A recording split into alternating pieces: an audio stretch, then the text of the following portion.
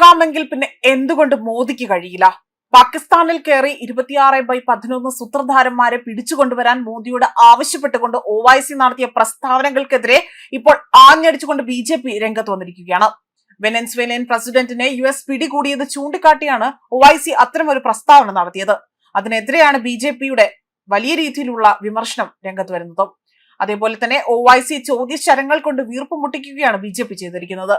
മാത്രമല്ല OICയുടേത് വെറും വായ്ത്താളം മാത്രമാണ് എന്നും പറയുന്നതിൽ കാര്യമൊന്നുമില്ല എന്നതാണ് വ്യക്തമാക്കിയതും.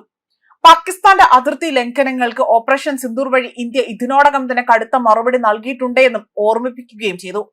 ട്രംപിനെയും അതേപോലെ തന്നെ വെനസ്വേലിയൻ പ്രസിഡന്റിനെ ഉദാഹരണമാക്കിക്കൊണ്ട് ഇന്ത്യയെ വെല്ലുവിളിക്കുന്നത് വെറും വോട്ട് ബാങ്ക് രാഷ്ട്രീയമാണ്.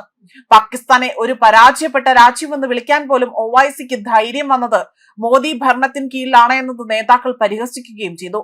മറ്റൊരു രാജ്യത്തിന്റെ പരമാധികാരത്തെ മാനിച്ചുകൊണ്ട് തന്നെ ഭീകരതയെ നേരിടാൻ ഇന്ത്യക്ക് അറിയാം.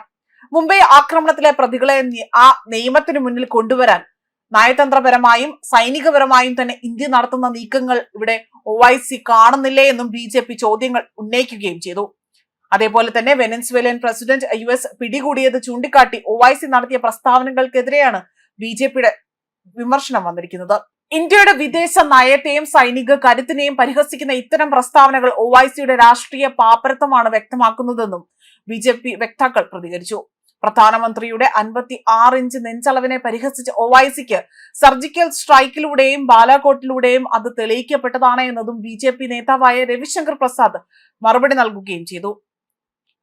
അതേപോലെ തന്നെ പ്രധാനമന്ത്രിയുടെ 56 ഇഞ്ച് നെഞ്ചളവിനെ പരിഹസിച്ച OICക്ക് സർജിക്കൽ സ്ട്രൈക്കിലൂടെ ബാലാകോട്ടിലൂടെയും അത് തെളിയിക്കപ്പെട്ട കാര്യമാണ് എന്നത് എടുത്തു പറയുകയും ചെയ്തുകൊണ്ട് ട്രംപിന് വെനസ്വേലയിൽ കടന്നു ചെന്നുകൊണ്ട് അവിടെ പിടികൂടാമെങ്കിൽ ഇന്ത്യക്ക് പാകിസ്ഥാനെ പോലും കടന്നു ചെല്ലാമെന്നതായിരുന്നു ഇവിടെ AIMIM നേതാവായ അസറുദ്ദീൻ OIC ഇവിടെ ചോദ്യം ചെയ്തത്.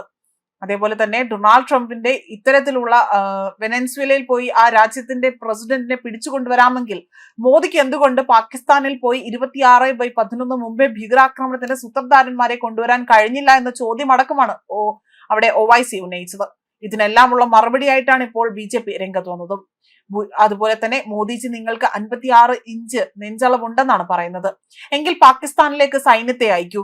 മുംബൈയിൽ നിരപരാധികളെ കൊന്നൊടുക്കാൻ ഗൂഢാലോചന നടത്തിയ മസൂദ് അസറിനെയും ലഷ്കർ ഇ തൊയ്ബയുടെ ക്രൂരതകൾ അല്ലെങ്കിൽ അത്തരങ്കിൽ പൈശാചികമായി ക്രൂരത നടത്തുന്നവരെ പിടിച്ചുകൊണ്ടുവരാൻ നിങ്ങൾക്ക് എന്തുകൊണ്ട് സാധിക്കുന്നില്ല എന്നതാണ് OICയുടെ ചോദ്യം. സൗദി അറേബ്യ യമനിലെ വിഘടനവാദി ക്യാമ്പുകളിൽ ആക്രമണം നടത്തിയെന്നും OIC തന്റെ പ്രസംഗത്തിലൂടെ പരാമർശം നടത്തുകയാണ് ചെയ്തിരിക്കുന്നത്. മറ്റു രാജ്യങ്ങൾ സ്വന്തം താല്പര്യത്തിനായി തന്നെ അതിർത്തി കടന്നുകൊണ്ട് നടപടിയെടുക്കുമ്പോൾ ഇന്ത്യ എന്തുകൊണ്ടാണ് മടിക്കുന്നതെന്ന ചോദ്യവും OIC ഉന്നയിക്കുകയും ചെയ്തു. ന്യൂസ് ഡെസ്ക് കർമ്മ ന്യൂസ്.